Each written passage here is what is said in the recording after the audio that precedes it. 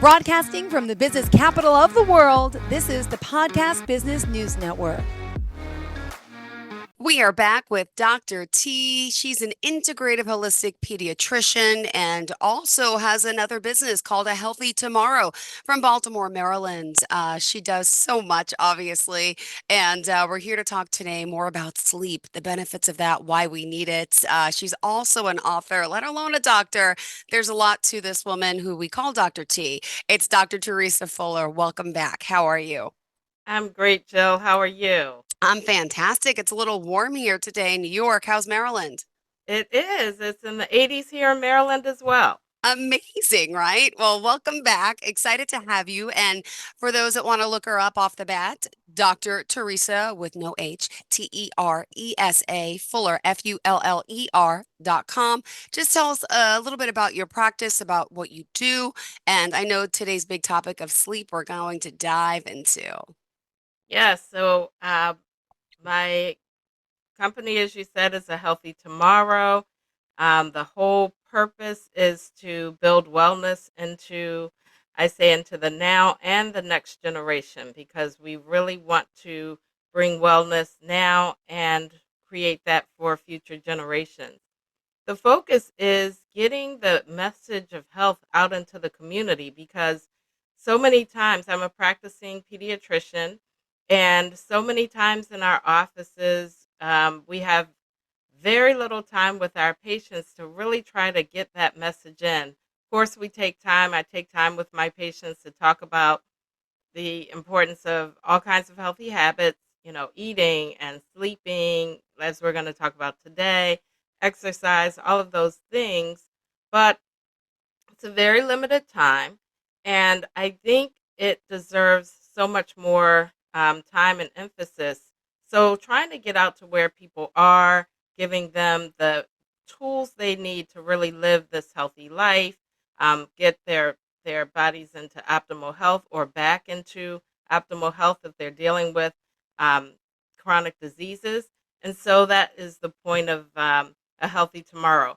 But like you said, I'm also a practicing pediatrician. I'm a holistic pediatrician. And so I try to integrate both traditional, basic medical principles with holistic integrative principles, things like, root cause habits, healthy eating, healthy environment, healthy lifestyle. And so that's how I approach my patients.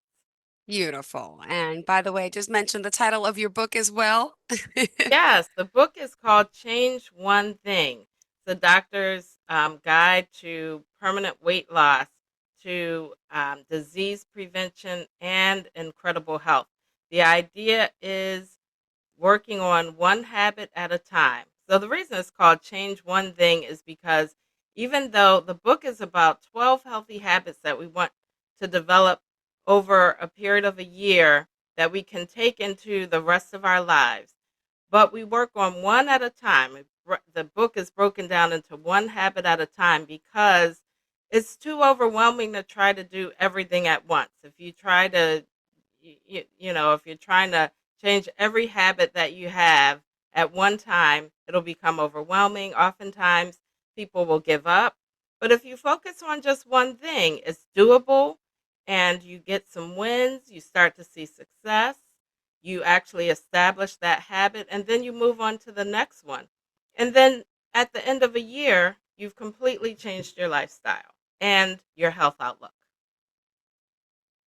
Well, let's talk about sleep. What in particular did you want to start with about it? Yeah, the issue with sleep is such an issue now. One thing that we don't oftentimes, when we think about health, we always talk about healthy eating and exercise. Everybody knows that. Um, People don't think as much about sleep. I think there's been some good press out there. People are making it more well known that sleep is an important part of our health, but I don't think it's still well understood how important sleep is. Yeah. And so, as we're looking at why are we having so much increase in disease and obesity and mental health disorders, one of the things that we know is contributing to that is poor sleep, not getting enough sleep or getting poor quality sleep. And actually, the statistics are pretty concerning because um, so many people are not getting enough sleep, not just kids. I work with kids, but kids and adults. Yeah. And at one point, you would think it probably used to be more of an adult problem, but now it's a problem with kids too. So there's some statistics out there. For example, one in four people report insomnia every night or most nights. Yep. That's huge. Ah, Um, 47 million Americans have a sleep disorder that actually interferes with their daily functioning. And there's more, problems with sleep. That I think there's another problem is that sleep duration has steadily decreased since the 1980s. So the amount of time we sleep at night has steadily decreased over the last 40 years. So wow. when you put all of that together, we're getting less sleep, we're reporting more problems with sleep, and we should be able to see that since the 1980s is also since the time that we've been seeing steadily increasing rates of obesity, and other and diseases like diabetes and chronic health problems. So it there is a correlation there, and I know that correlation doesn't mean causation, but there's a lot of good studies out there that shows it really is contributing. All right. Well, hold on. What is the best amount of sleep we're supposed to get? Is it different for everyone, adults, men, women? Could you kind of Good give us some, question. information on that? Yeah, that's a good question. The optimal amount of sleep for most people is somewhere between 7 and 9 hours. Okay. So 7, and it is different for everybody. So some people do need sleep on that lower end of 7 hours, and some people need it on the higher end of 9 hours. But it's pretty well established that less than 7 hours is associated with a lot of health problems. More than 9 hours is also associated with health problems. Most people don't need more than 9 hours of sleep.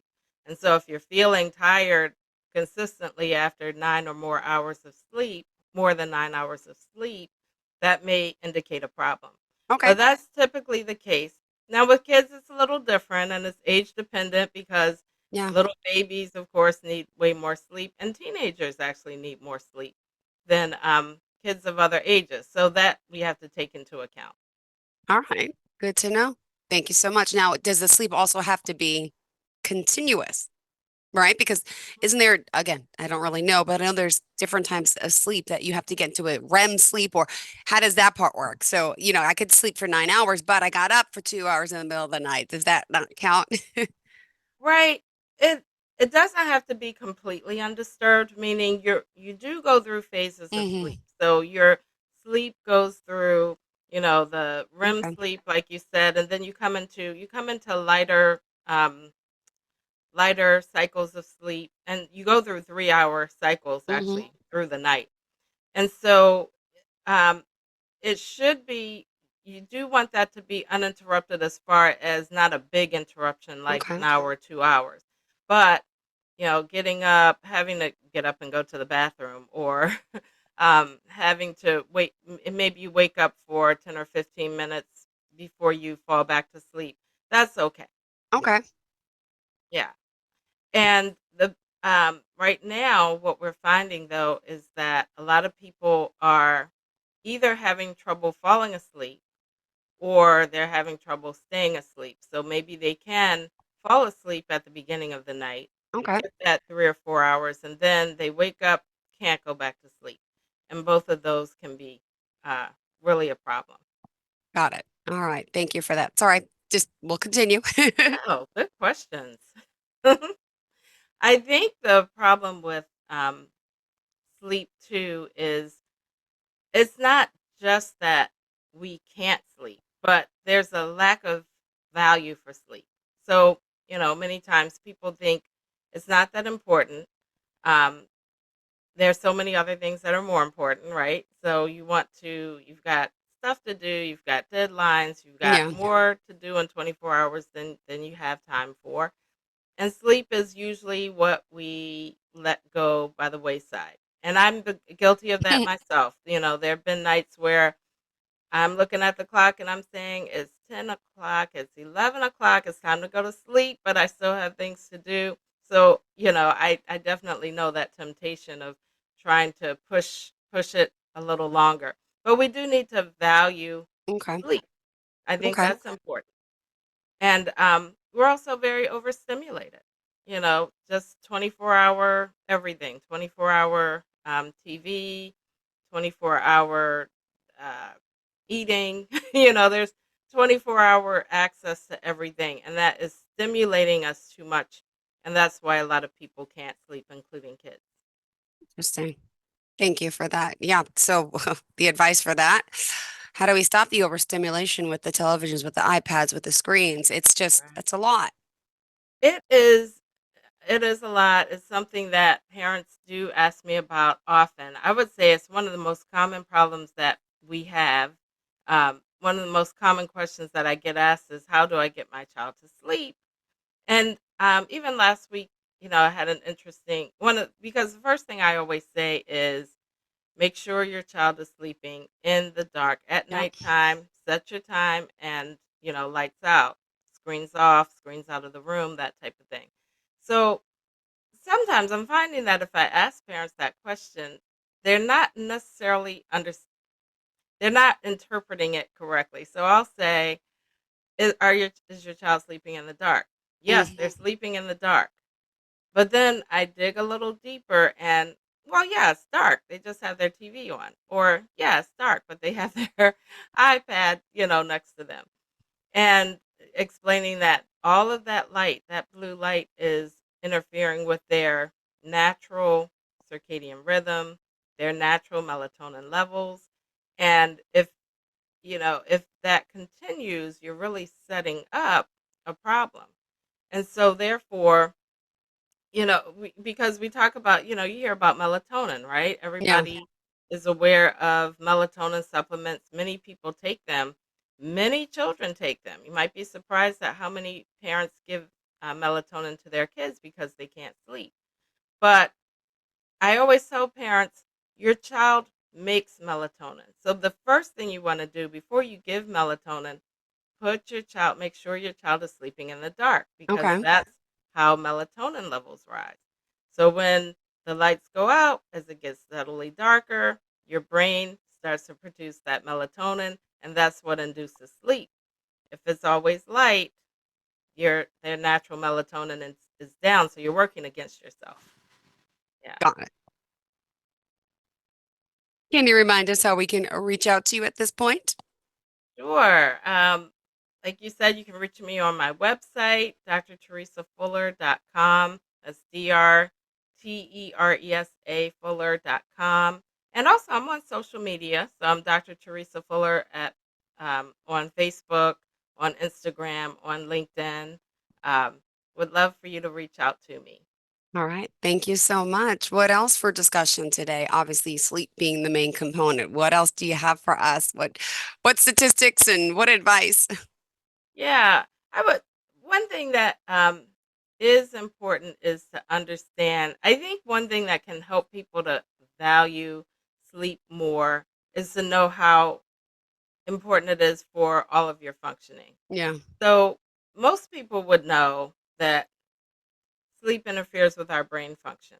Everybody knows that feeling of grogginess, you know, uh, being a little slow, a little foggy if you haven't had a good night's sleep. And there's actually an interesting statistic that says 24 hours of no sleep is equivalent to a blood alcohol level of 0.1%. So in other Whoa. words, you're just as impaired as if you're legally drunk Okay. after 24 Whoa. hours with no sleep. So that's pretty serious. Um, but also it impairs our memory, and that's probably intuitive to a lot of people. It's saying, yeah, I'm not thinking so well. I'm not remembering so well. But it also impairs formation of memories. So think about, because when we sleep, one of the things that's going on, our brains are actually very active when we sleep. That's another thing that's important to know. Our brains are doing certain things, they're repairing, and they're forming memories. They're actually inducing those memories, we're storing them. And so if we're not sleeping enough, we can't form those memories. So that's important. Most of us want to um, eh, keep our memories, but it also impairs the immune system when we're not getting enough Mm-hmm. sleep. So, of course, we want to be able to fight off all of the illnesses that are circulating around us. But when we're not sleeping well enough, Yeah. our immune system can't fight off all of those things. And so we're impairing our immune system and we're setting up metabolic problems in our bodies. So blood sugar regulation is thrown off. If people knew that just decreased sleep increases your risk of type 2 diabetes, which is one of the most common chronic diseases, Ugh. that might help us to value sleep more. Just Yep. knowing, wow, if I really make it a habit to get enough sleep, then I can reduce my risk of type 2 diabetes. That's that's important. So I hope people will value sleep more as they learn how critical it is to their health. Can I just bring this up? And I'm not sure. The other day there was an article, and you can Google it later, about a young man, I think late teens or early 20s, who actually committed suicide because he had insomnia. It was a pretty big story, and his parents himself tried for years with sleep studies, with doctors. He could never get the proper amount of rest, and he finally took his life. And I can Google it right now, but it just goes to show you, like, this is huge. And have you heard of cases like this where people can't sleep? I've definitely heard of cases like this and people Let's getting see if I really can find it. Yeah. distressed, and uh, you know anxious, and because it's like a vicious cycle. The less they sleep, the more of the anxiety and maybe even depression, like it sounds like this young man was dealing with. I have not heard of that story, and I certainly will look it up.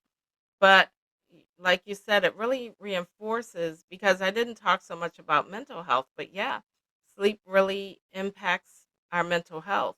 And Yeah. so um, it's really sad that they weren't able to get the answers. And I will tell you, I have a lot of kids who, we talk about all of the things that I recommend, Yeah. that are generally recommended for sleep. Yeah. And sometimes parents are doing them and they're still Not not working. sleeping well. Yeah. So if that's the case, sometimes they need a specialist, because they may be beyond what the general recommendations are. But it is important to start with the basics. Make sure they're, like I said, sleeping in the dark. But the other thing is, during the day, they need to be in the light. That's Uh-huh. the other part of that. So, a lot of kids are indoors all the time. A lot of people are indoors all the time, not just kids. And because of that, we're not getting that, again, not really establishing that circadian rhythm. We need that sunlight in our eyes, giving us Yep. that message of daytime, setting up our rhythm so that at nighttime we're more sleepy, and we need to be active during the day. So the sedentary lifestyle that many of us are leading, where we're at our desks all day, we're sitting all day, and then in the evening sitting a lot as well, that sets up a problem too for sleep. So we have to get all of that right. We want to do all of that right first, and sometimes that's not enough, though. Yeah. And in that case, that's what the specialists are for. Or we may have to go a little further. Perfect. Well, thank you for that. We still have another 5 minutes left in your show to emphasize the importance of sleep for people all ages. And, can you give us an example of someone that you've helped work with sleeping issues and the children in all your years? I mean, as a pediatrician, I could only imagine how many people you've helped. Right. Sometimes it's simple, and sometimes it's more complicated. Okay. So usually, most of the time, like I said, I deal with a lot of children who have problems with sleep. And most of the time, it is helped by a gradual change in the daily routine. And one thing I do let parents know, don't be in too much of a rush. This is with kids, you have time. You're establishing habits, and so it may take a few weeks, it may take a few months, but that's okay. If we keep working on it, we'll get there. And so I think one of the most severe cases I had, and I talk about this in the book, was a child who actually came into the emergency room. The mother brought her into the emergency room, and I don't remember if this was the main complaint or if this was just Okay. something she brought up, but the child could not sleep. She was up all night, she was asleep half the day, and it was just an extreme disruption to the household. And Yeah. so, we talked about just gradually dialing back. It's Yep. basically her sleep was upside down, and we had to gradually dial back her wake up time, and dial Mm-hmm. back her bedtime, and that is an example where I let her know this is going to take weeks to months. This is not going to be a quick fix. You're not going to suddenly put her to bed at 9 o'clock, but over time, and changing just how stimulating the household is at night too. So so those are ways generally. And sometimes even though I said melatonin, I brought up melatonin. Melatonin is definitely a safe option. It's just that you want to make sure you're doing the other things first. And there are other things like herbal things like lavender or valerian or chamomile. All of those things, they're gentle, they're not sleep medicines, but they will slow down, calm down the mind, because many of the kids tell me they just can't turn their brains off. So things that will just kind of calm them gently. And any advice for anything we could drink at night, any type of teas that could calm us down, or anything that we should be eating during the day, maybe? Yeah, absolutely. Teas are great. That's a great way to get some of those herbals that I just mentioned, like lavender and Okay. chamomile. And some of them are combinations, and most of them are extremely safe for kids and adults. And cherry juice is a good one, actually. Cherry juice is naturally high in melatonin, and so Okay. it's tart cherry juice specifically, um, has naturally high melatonin levels. Yeah. All right. Well, let's wrap it up for today. Remind our listeners how we can reach out to you, please. Okay, drteresafuller.com is the website, or Dr. Teresa Fuller on Instagram, Facebook, or LinkedIn. It's the best way to get in touch with me. Perfect. Thank you so much. Always a pleasure having you here. And I guess we will be back next week, right? All right, Jill. Yes, indeed. All right. Sounds good. Thank you for everything and looking forward to next week's conversation. And thank you for the reminder of the importance of sleep. It was back to school today for my children. They were off on spring break. I know here in the Northeast it's a little different, but so yeah, hard last night to go to bed and get up, but Right. we'll get back in the swing of it. Hopefully, I know it takes a day or Absolutely. two to adjust. Thanks Yeah. again. Bye bye, Thank Dr. you. Teresa Bye Fuller. bye. Bye. Are you looking for even more of the podcasts and hosts that you love? The Podcast Business News Network is proud to announce that you now have even more ways to listen live. Check out the MyTuner Radio, online radio box, and Simple Radio apps on iOS and Android, or find us online. Search for Business News Network on mytuner-radio.com, or search Podcast Business News Network on streama.com and onlineradiobox.com/US. Take your podcasts on the go and don't miss a minute of the action.